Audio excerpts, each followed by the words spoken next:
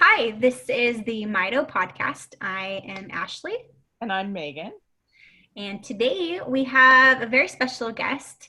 Her name is Sophia Coulimons, and she's a genetic counselor over at Rady's Children's Hospital in San Diego. Hi, Sophia. How are you? I'm good. How are you? I'm doing great. Thank you. Yeah, thank you very much for having me. It's exciting to be on a podcast. We're excited too. Yes. So for our audience today, we are going to talk to Sophia about genetic counseling, how to read genetic results, and the types of genetic tests that you can get done when you are on any type of medical journey.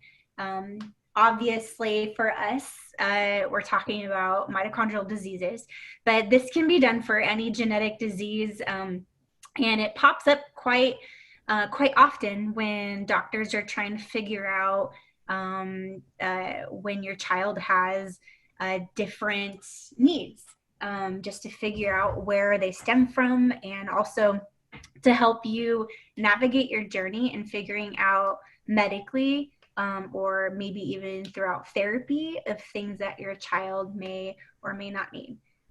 So I'm really excited about this podcast because Sophia, actually, I met her at Rady's Children when we were going through Angie's diagnosis. And I don't believe that Megan and Sophia have worked together yet, but oftentimes at Rady's, we all end up meeting each other in some way or another. So let's go ahead and get started. Sophia, so I'm going to let you go ahead and talk, but let's just start with what genetic counseling is, because I think a lot of families don't really understand it. Yeah, I think a lot of people don't necessarily have a reason to have encountered a genetic counselor before. So it's a common question that I get. Genetic counselors in general there's a genetic counseling degree. So it's kind of a balance between human genetics, molecular genetics, and then also the counseling part of it. And different programs are set up differently, but in general, we're trained also in kind of counseling or social work type of approaches. So it's this weird meld of both the science and the people part. And genetic counseling in general is a process of getting different information and helping people sometimes make decisions with that information, or at least understanding how that information is maybe part of their family, or how to use that with respect to their family and themselves. Genetic counseling exists in a lot of different specialties, which I think kind of makes sense because genetics overlaps with so many different parts of medicine. Before Rady's, I was working for a diagnostic laboratory in cancer genetics. So a very different world than a children's hospital. But there's also genetic counselors in the prenatal world, where most of their patients are probably women who are pregnant. There's also genetic counselors who work in laboratories, genetic counselors that see patients that maybe have a personal history or a family history of different types of cancers. And then there's a lot of different specialty areas within all of that. So there's genetic counselors in a lot of different areas, sometimes where you might expect, and then other times places that are kind of behind the scenes. I think the first time that I saw a genetic counselor is when I found out I was pregnant with Angie. And the reason that genetic counseling brought up had nothing to do with Mito, or there was no really alarm or concern or anything at the time. It was just simply that I was pregnant, and that I was on that edge of what they say is well, without better words, saying that I was old. um, so that was when it was first introduced to me, and I was actually pretty nervous, because in my head, not knowing anything about genetic counseling, I was like, well, there's nothing wrong. Like, why would I need to talk to a genetic counselor? And it was actually kind of worrisome. So I did actually talk to a couple genetic counselors early on, but again, it really had nothing to do with what my pregnancy was. It wasn't until later, when I met you, that I saw a different side of genetics. So I'm glad that you brought that up, because you're right. It was over so many different fields. Mm-hmm. And I think sometimes people have the idea that if you meet with a genetic counselor, it means that you're doing genetic testing. But usually it's more information about testing and whether or not it even makes any sense and why someone might do it or why someone might not do it. And it's not typically something where you go for the genetic counseling appointment and then simply by going, you've already provided some sort of consent to do something next. It's usually just a conversation about the situation that you're having. Yeah, and that was actually our experience when Troy was getting diagnosed. We didn't have a diagnosis, but we had seen a neurologist, and they said, well, let's send you to a genetic counselor. And, you know, she really just sat down and spoke with us and looked at, it was interesting the things that she was actually looking at, like the different whorls that are in his hair. She looked at his hands and, you know, all these different things. We actually didn't do any testing at that time, but it was just kind of a conversation about different possibilities or different things that we could do. And just, you know, her kind of taking an overall look at Troy and, you know, just seeing her thoughts before we decided to do anything. So definitely there's, you know, there can be a progression, or it can just be a conversation about your child or you yourself. What I think is fun too about being a geneticist, at least from, obviously I'm not a geneticist, but looking at your position, is you are a constant researcher. Because I imagine that things pop up all the time that you want to learn more about, or I mean, genetics is crazy just in general. There's just so many different variations and so many different types of either illnesses or diseases or dysfunctions that it probably constantly causes you to research things, right? That is very true. And there is a difference between a geneticist and a genetic counselor. A geneticist is a physician. So they've gone to medical school and residency and then a fellowship in genetics. And a genetic counselor hasn't done those things. It's a master's, a graduate in a graduate program. And one of the I think maybe bigger differences that as a family you might notice is that a geneticist can do a clinical exam. So when you were talking about looking at hair whorls and all of that kind of stuff, a geneticist is able to look at the traits of someone and maybe see a pattern, a constellation of findings all together that would make them think about a particular syndrome. And a genetic counselor might be able to do that only because of your work experience. But in general, a clinical exam is out of our scope. So we are much more about talking through a family history or the questions that someone might have and the information. Thank you yeah, no, definitely. Thank you for explaining that. I think that's really important to understand. Yeah. Mm-hmm. And I think for that reason, sometimes genetic counselors can be a little bit, not to make a generalization, but can sometimes be a little bit easier to get a hold of than a geneticist, simply because we're not an MD. So our workflow looks a little bit different too. But you're absolutely right that genetics is changing all the time. There's, you know, every couple weeks I get a gene that was first described last year or this year, and we have to go look for some literature and see who's written about it and see if, you know, what the authors are currently doing. And it's exciting. It's definitely also a challenge to stay on top of all of those things. I can imagine. And it must be kind of exciting in a sense too, because you do get to continue to learn it. I mean, you might be out of the classroom, but it's definitely continuing education. Mm-hmm. I was talking with a friend about this the other day, and I kind of take it for granted that my job always is changing. And one of my colleagues and we joke about, I have to go get smart about that. So we'll go and like spend a little bit of time. I have to go get smart about that gene before we start talking about it. And I think just because that's how it has always been, I'm like, had I not been in this field, I think that people in other positions talk about how they're bored or that they're not being challenged. And I feel like I have to go get smart a lot. So, so it definitely, it is fun to be part of that.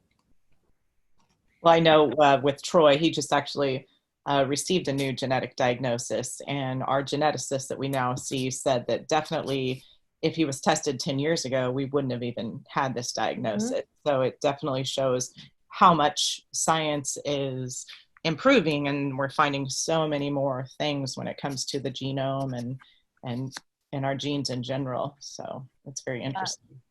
I think our knowledge about what genes are doing changes as we study them, but also our tests change. So the way that we're looking at the genes has changed over time. Like in Mito, I think that we have learned that looking at different tissue types may be important. And I think the other part that changes is that our knowledge about different genetic diseases change. So sometimes the actual gene itself we learn more about, but other times it's actually what it can look like in different people, and that can change over time too. So like in a lot of mitochondrial conditions, we're seeing now that it can look very different in different people, even in the same family. And so there might be a lot of overlap across different conditions. And that goes for genetics in general. Before we had genetic testing, genetic syndromes would be kind of like bucketed or classified based on all the features that you might see about someone. But as we've been able to actually figure out what the underlying reason is, sometimes people that we've put into the same bucket actually have multiple different genes that are not related to each other. Or maybe they're in the same pathway, but they're completely different genes. Or sometimes there's maybe two buckets of people that seem very different, but when you actually look at the underlying genetic mechanism, it's the same gene. It just looks different in different people. So I think that is exciting, but it also poses a pretty big challenge when we're trying to figure out a diagnosis. Yeah, and like you said with Mito, I know that we've heard the whole time since Troy's diagnosis when he was 2, is that someone can have the same deletion, same genetic information, and their disease can progress completely differently. Mm-hmm. So that makes it very difficult to make any sort of real prognosis or anything like that. So I imagine that it is very frustrating on the family side to get that type of information when people keep hedging about prognosis. But I think part of it is that it is different in different people, and providing a timeline for how someone might develop is not often helpful from just from the family perspective, but also we just don't always know. So I think that's why a lot of it ends up being so gray.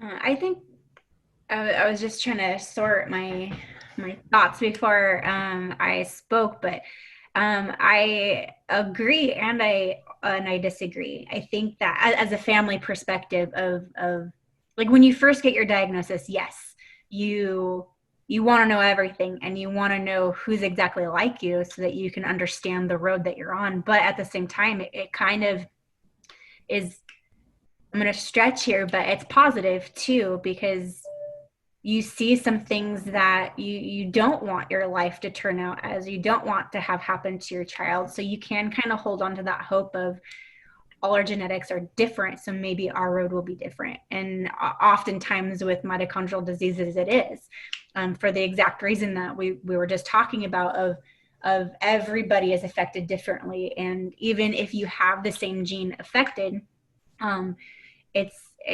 your whole body is made of different genes. And like you said, in the same family, you could have the same disease and it could look two different ways. So I think it's both. I think yes, it's frustrating that you want the answers, but sometimes when you get those answers, you don't want them anymore and you want to hold on to that hope. And that's what's so fascinating about genetics. I mean, I before having Angie, I mean, the most I thought about genetics is that I look exactly like my mom. And sometimes when I was next to my dad, you could see the similarities, but beyond that, I never really thought about actual genes.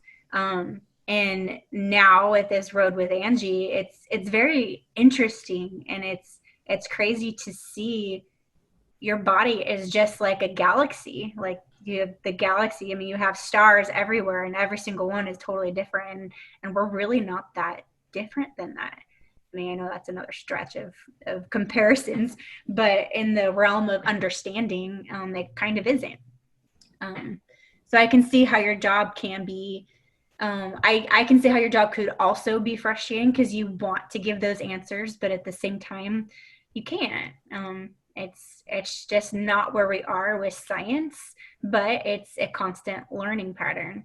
And the more people you get to meet, the better, because then it gives you more experience for the next family.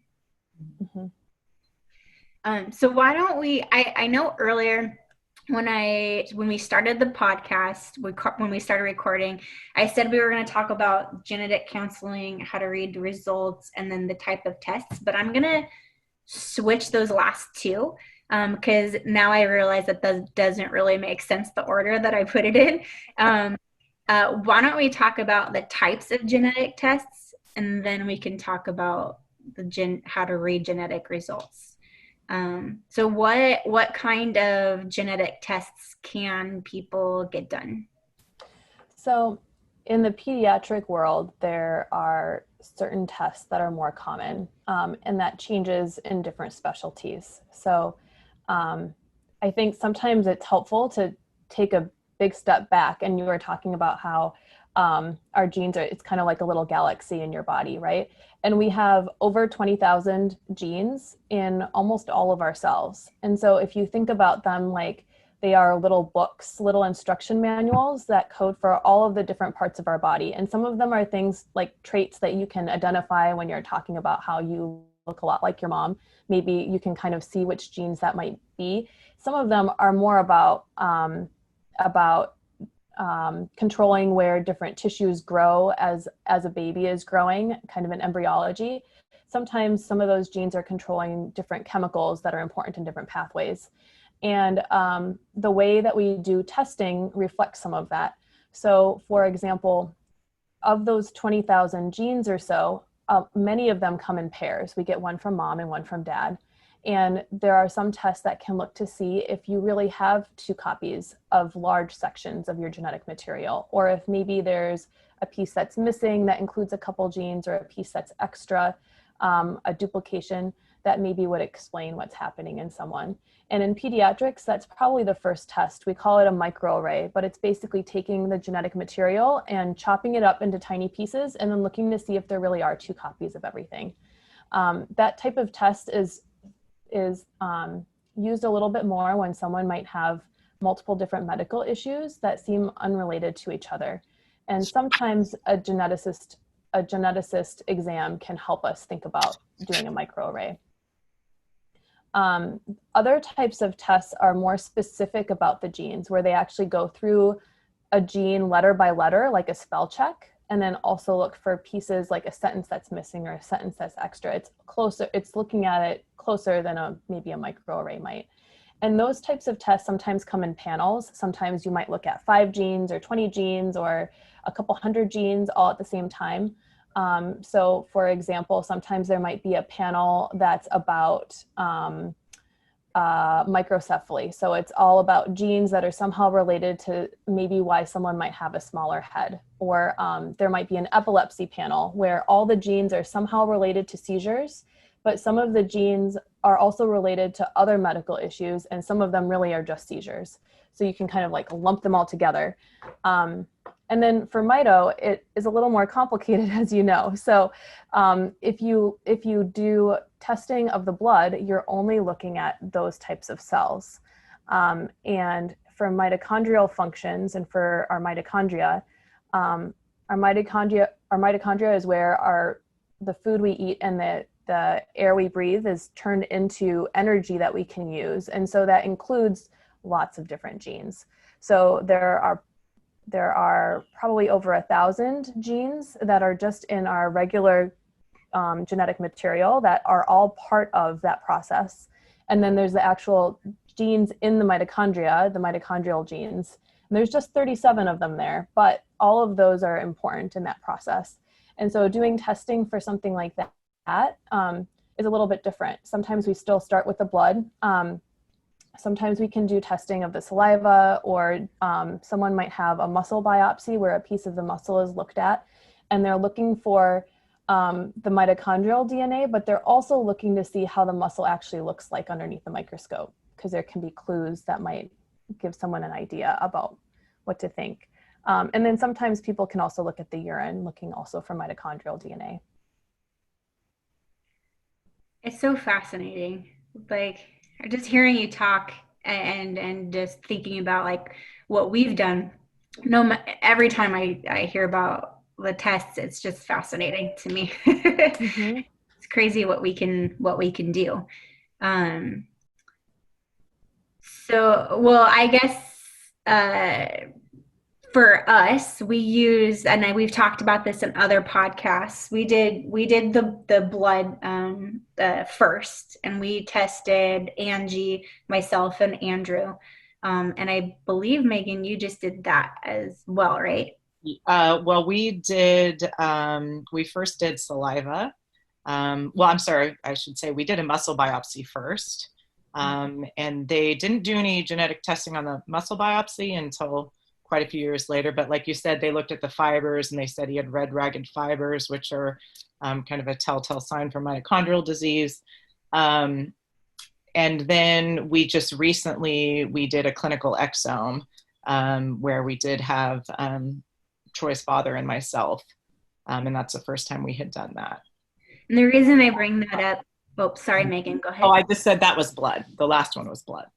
And the reason I bring that up is just to have our listeners understand that based off of what you were just talking about, those are the types of genetic testing that both Megan and I have had done in our family.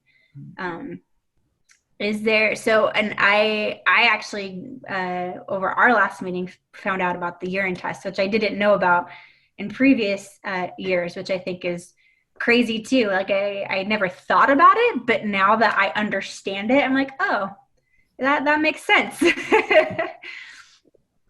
Yeah, it's testing for mitochondrial can be difficult, and part of it is because there isn't a specific biochemical marker that is seen across all mitochondrial conditions.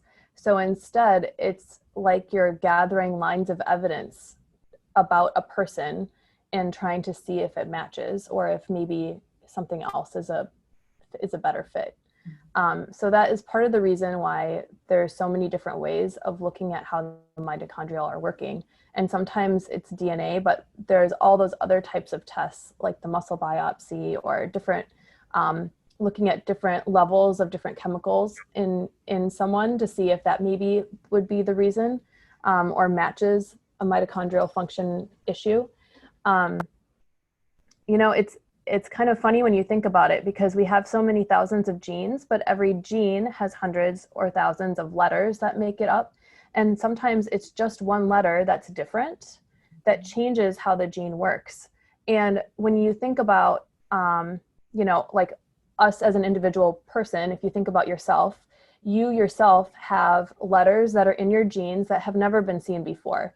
And some of them might be in some important places in your genes, and some of them might be in areas that we don't really know what it codes for, or it's a non-coding region and maybe has a less important role, but it's hard to know for sure. And that's part of the reason why the types of tests that you two are talking about sometimes can include both parents.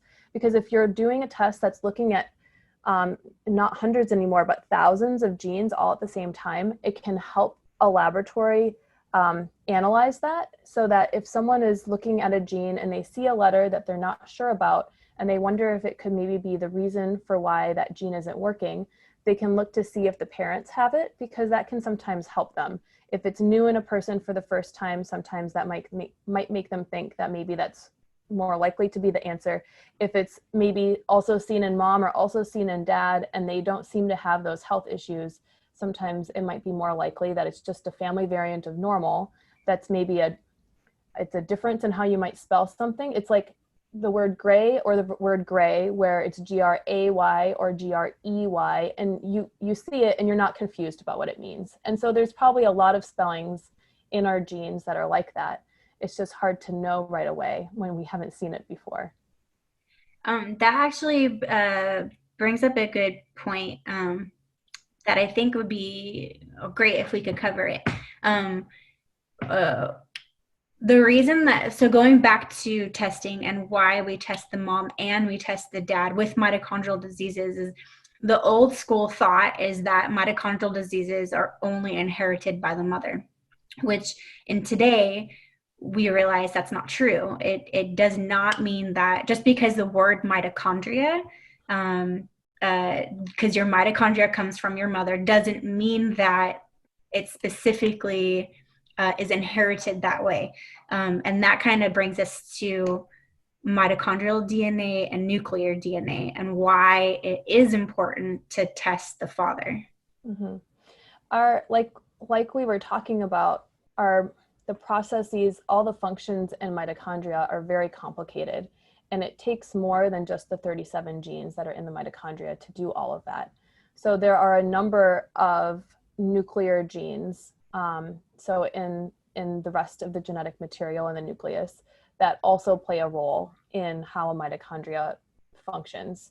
So there are many different types of spelling changes that are not necessarily in the mitochondrial DNA, but are in the nuclear DNA that can affect how the mitochondria works, and then ultimately might be the reason why someone has mitochondrial disease. And the reason why you would include both parents in that is to help us understand the nuclear DNA.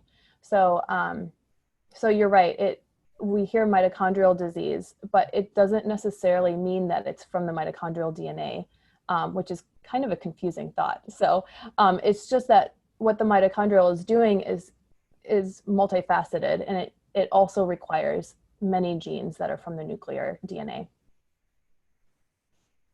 I think that's what makes, like you were saying, mitochondrial diseases or even dysfunction is complicated in that sense because there's no black and white. There's a ton of gray and gray areas that you as a genetic counselor and doctors and scientists and researchers all have to look at, and it's just so much more vast.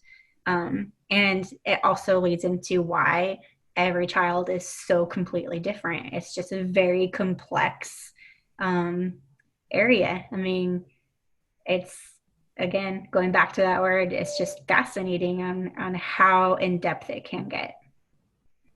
Yeah, it requires a team of people every time, and often it's a team of people that aren't necessarily even in that city. Like, for example, Dr. Haas has a whole international group of people that he sometimes talks to when there's cases that he's not sure about, or he's maybe teaching about cases, and that it's a whole team of people that are involved with each family. Exactly. And I feel, at least I can't speak for everyone. I'm going to obviously just speak for myself, but that is, it's kind of uplifting to know that, like your example with Dr. Haas, knowing that he is in communication with other doctors and other researchers, and they're constantly speaking with each other on new cases. It helps a lot. It helps to feel that you do have that team, because this road you oftentimes feel very alone. And we're really lucky because Megan and I, because we're in San Diego, and we do have this amazing team at Rady's, which obviously includes you. And it definitely helped Andrew and I get through our journey and navigating and knowing that we had someone to talk to. And I know that's not the case for everybody going down this road. And I'm very thankful that we are here and that we do have this team. Because like when Angie was in the hospital, it was really nice, obviously, to know that Dr. Haas was with us and that he was on the phone every day with different people discussing it and trying to get the best knowledge that he can. And I think that that's important for any family with mitochondrial disease, just knowing that they have that strong team behind them and that they're not alone. And I think I completely agree, because for us, Troy sees Dr. Wigby, and we just saw her for the first time probably about a month ago with Troy's new genetic test, and he has a completely different diagnosis now. And just to know how important it is that you do see a geneticist, because that can really help you on your pathway. Granted, Troy was diagnosed with Soto syndrome type 2, Malin's disease. So there's not necessarily a different treatment, but just understanding that there's, those different genes that are now in play, and, looking at some of the possible things that might happen to his body and his functions in the future. And then there were so many other different genes that Dr. Wigby looked at and said, okay, I'm gonna have to do research on these genes and see, so we can, kind of be ahead of the game if Troy starts having symptoms of different things. So it's just, a geneticist is such a huge, important part of the team when it comes to your diagnosis and treating your child and making sure that they have, the best possible care that they can. So a team is so important. I want to add to not just geneticists, but genetic counselors. Well, yes, of course. But that Megan is a really great example of having testing done 10 years ago and then testing done again now. And obviously I'm not in your shoes, Megan, but as an outsider looking in, and what I would suggest to families that reach out to me now is that if you did get genetic testing done even 5 years ago, and you're confused or you don't understand the results, I would suggest to do it again, because even 5 years ago, there was different testing. Especially if it's 10 years ago, I think it is good to try and test again. Not necessarily if you know for sure what your diagnosis is, but if there was ever a gray area, to redo it, because it doesn't mean that the genetic counselor or geneticist or your doctor that was wrong. It just means that our research is different now. What we have available for you guys to be able to work with is different, and you've made new discoveries that help you to be able to diagnose or to explain a diagnosis. So if there's anyone that is listening right now that had testing done before and you're still just not 100% sure, go ahead and do it again, and make sure that you do get your team like we're talking about. Not everybody has that available to them, but it is important for you to feel confident and comfortable with the people that you're working with. And Megan and I both have had great experiences here in San Diego, and I'm lucky because we are talking to Sophia, and she was on our team, and that really made Andrew and I feel so much more comfortable knowing that you had our back, basically, knowing that you were invested in Angie's diagnosis and learning about her, because she is an individual, and we wouldn't have done our testing differently because we did get an actual diagnosis. But if we hadn't, I would definitely test her again. And sorry to continue to ramble, but we did do further genetic testing on myself to understand, because Angie's diagnosis was inherited from me. We wanted to better understand my health history. And I think that is important too, once you have a child that is diagnosed with a mitochondrial disease, to understand your own DNA better, to see what your own future holds. Whew, sorry about that.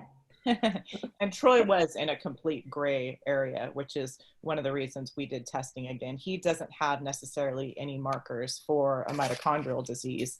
It's just mainly how he presents that, and his muscle biopsy, that he's been diagnosed with Lee-like syndrome. So it is, like you said, it's important to continue to investigate, because genetics has just really had so many gains in the last 10, 12, 20 years. I mean, it just seems like there's new things that doctors are learning about all the time. So it is important to continue to get tested, especially if you're in the gray area like Troy has been for a good 12 years. We started doing exome testing maybe around 5 years ago. Here, other institutions have a different timeline, but here, that's when we started. And there were some people that had an exome maybe a little bit before then, but that's when we really started to offer it more routinely. And we started, so there's some exomes that are from 2015, and we pulled all the exome results that were either negative or in that weird gray area. And I'm half in neurology, half in genetics in the department. So it was just the neurology ones. And we pulled those and then contacted the families to see if they wanted to do a reanalysis of the already existing data. So what that means is that there's not a new sample that's needed. The laboratory uses the letters, the sequencing information, all of the data. It's some giant computer files, and they would put those through their pipeline, their informatics again. And that has obviously updated because lots of different publications have happened in genetics, and how we understand different genes has changed. And so by doing that, we can sometimes find a diagnosis where before there wasn't. And sometimes some of the indeterminate, some of the variants of uncertain significance, or the gray results that maybe happened first, maybe they weren't even upgraded, maybe they were downgraded into more likely to be a family variant of normal. So sometimes there can be changes like that also. And there definitely have been families where, you know, they did the workup at the appropriate workup maybe 10 years ago. And then they just kind of started doing their regular life. Like they figured out what services, how to help their child. They just kind of started doing their normal life again, or continuing. And then they return after a certain amount of time. And the workup is different now. And you're right that it's not necessarily that someone missed something or someone forgot to do something. It's just that the workup is different and our understanding is different. So I do think that there is benefit to coming back. And sometimes there might be a known diagnosis maybe 5 or 10 years ago, but our information about that gene has changed. And in certain specialties, there are different types of clinical trials or medications that maybe weren't available at that time. But if you know what the gene is, you know what category to think about for your child. And sometimes there might be something that's available now that really wasn't even being really talked about just even a couple years ago. And as a parent, that makes me feel so happy to know that your facility went back and looked at all the different tests that had been done. I mean, that's very, you just... It is not a perfect process, but... but it's so good that you did that so that parents could have that opportunity to possibly get new information. So that's important from a parent perspective. That I think as well, when you do get these tests done, it is important, not just for your own knowledge, but for other families, because the more tests that are done, the more diagnosis that we might have, and that broadens the research to be able to understand that gene more.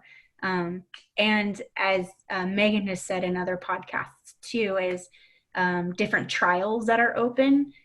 You have to have that genetic test to be accepted.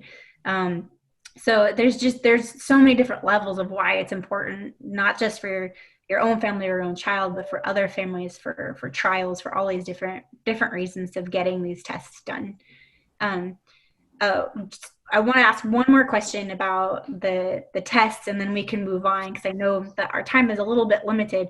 But for genetic testing, they generally take I've heard both. I've heard it takes quite a while, and then I've seen other people get the results quick.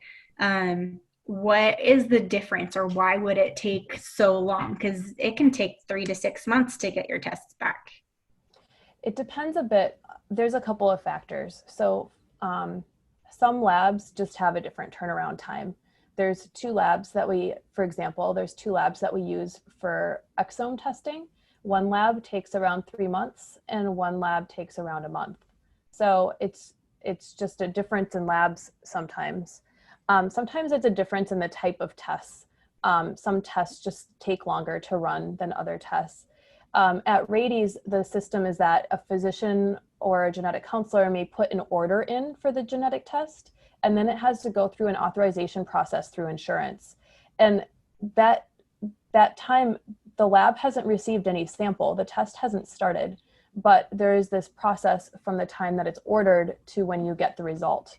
And so when you talk about turnaround time, there is a lot of variation just from a particular lab or the type of result that's being done. But sometimes that process actually includes parts of there that have nothing to do with the lab itself. It's just a big bureaucracy system that has to work itself through first. And another reason why I want to bring that up is also to go on, if a family is getting these tests done, to think about that, to understand that there are exterior things that are kind of working in on the process, and it's not necessarily the doctor or the geneticist or the genetic counselor's fault for why it's not coming in fast. It sucks, like you want your answers right away, but it just doesn't always work that way. And it's hard to be patient, but sometimes you just have to be, because there's other things working into it. Mm-hmm. Yeah, I think we all wish that we had results faster. Yeah. So why don't we go ahead and lead that into how to read genetic results? Sure. So different results look differently. In general, when I look at a result, it sounds kind of silly, but I look at the result and just confirm the name. Especially in mitochondrial, you get parent results sometimes. And it can be, if you think that you're looking at the patient's result, the child's result, and then you're looking at it and you're confused, almost always it's because I just didn't read the name. So you start with the name, and it's helpful to know what has been ordered and looking at that. In general, a result will have kind of the name of a gene, which is usually just some numbers and letters. They're not very clever. So there's usually a gene name, and that's kind of like the title of a book. So it lets us know which book it is that the lab is telling us about. And it means that they took their reference of the book and looked letter by letter and maybe found a spelling change there. And sometimes spelling changes might be a piece that's missing or a piece that's extra, a deletion or a duplication. And it would say that next to the gene. Sometimes it's some letters or a letter that is changed, there's like a substitution that has happened, one letter switched out for another letter. Sometimes there are just a couple letters that were deleted and maybe some other ones that are inserted. There can be different ways that the letters are different. And so the next part after the gene will usually sort of say something trying to describe that. It usually starts with the letter C and then a dot, a period, to kind of tell us about that region. And then it'll have some numbers that will tell us exactly where in the book there's a spelling change. So if you have a book in front of you and you're trying to tell someone about a mistyped word, you want to make sure that you're letting them know about where it is. So usually that number is just literally they've counted the letters and they want to tell you about letter 127, and that instead of a letter A, they saw a letter G, and that's changed the amino acid that would normally be there. Sometimes there might be a deletion of an entire chapter. So that might, in genetics, we use the word exon instead of the word chapter, but it might be an entire deletion that's maybe there. And then the last part will usually say what the lab interpreted that change to mean. So in genetics, when a letter change or a spelling change affects how a gene is working, they're pretty confident that it would change how the gene is working. Maybe there's even other people that are described that have that spelling change already. They would call it pathogenic, but that's what that would mean.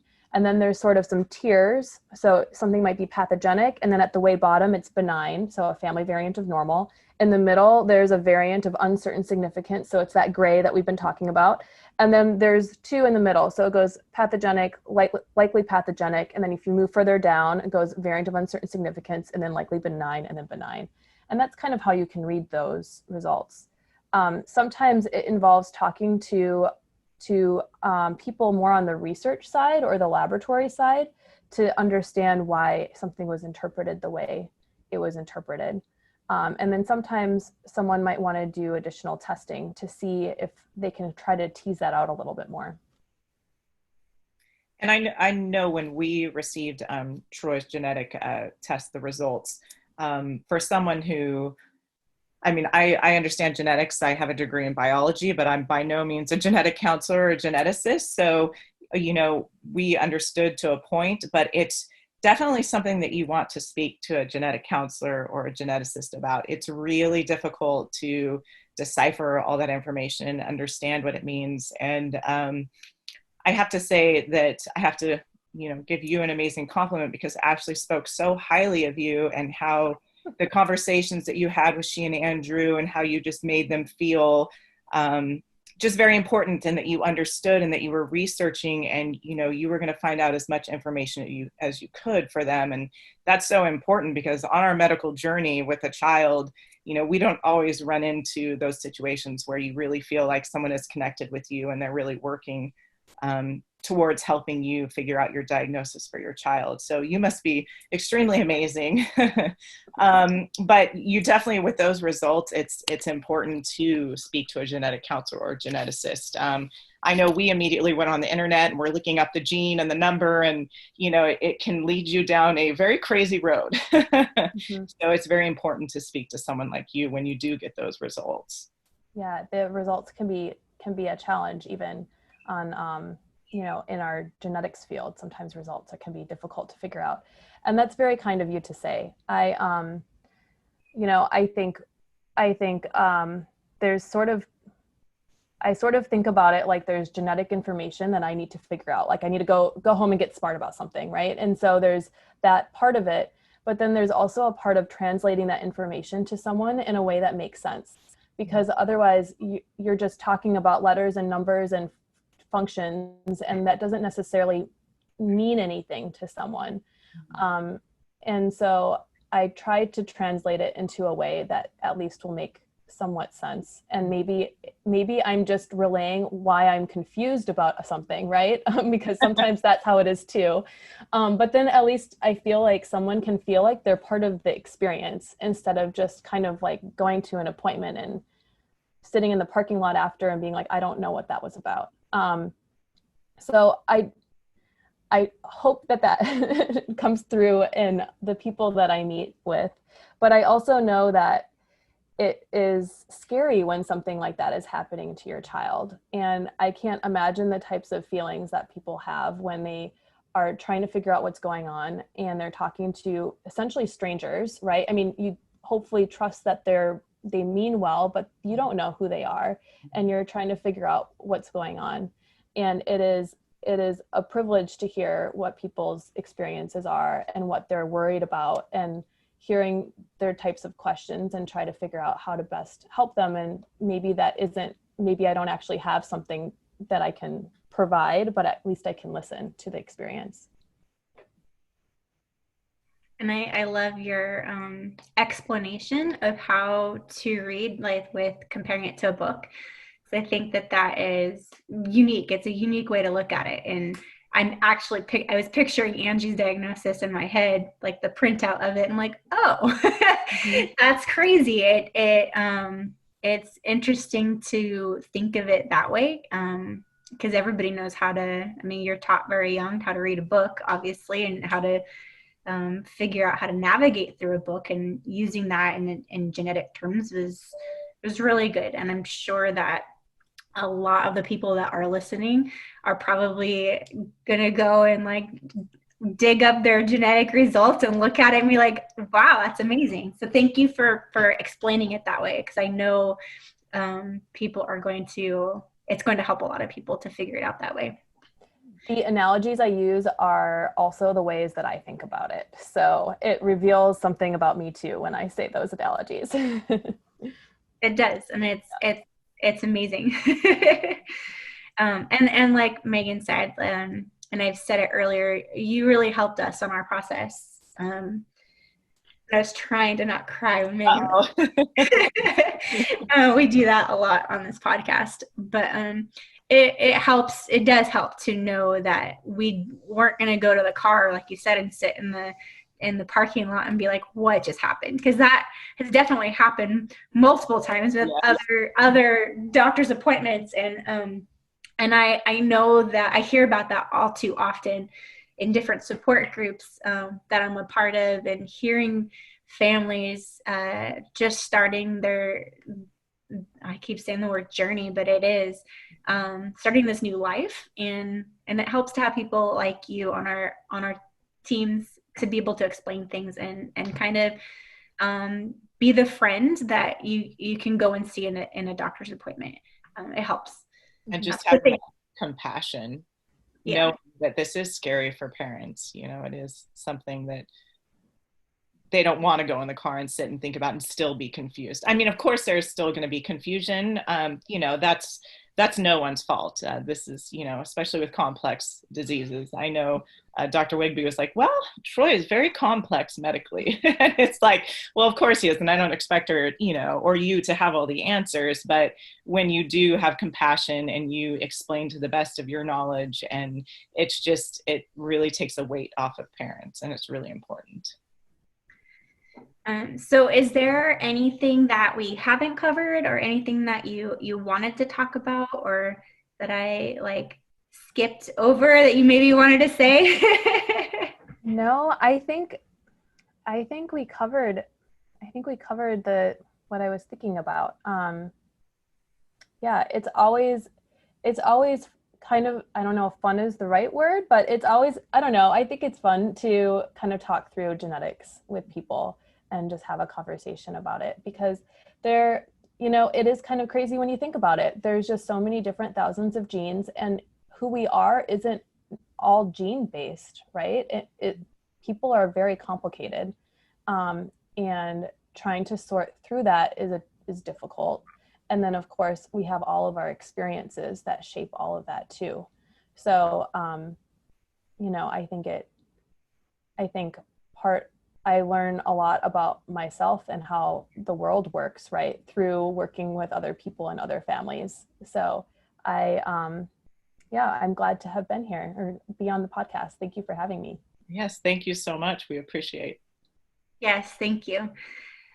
So if anyone that is listening has any questions, or if you have any topics that you would like for us to cover in future podcasts, please send us an email. It's mitopodcast@gmail.com. You can also find us on Facebook. You can find us on Instagram, and leave us some comments and talk to us about how you liked our podcasts.